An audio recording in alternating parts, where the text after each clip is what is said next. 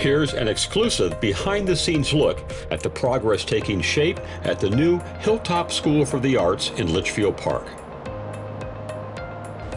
Opening this August as part of the Agua Fria Union High School District, the campus is quickly coming to life as crews continue work on the city's newest high school.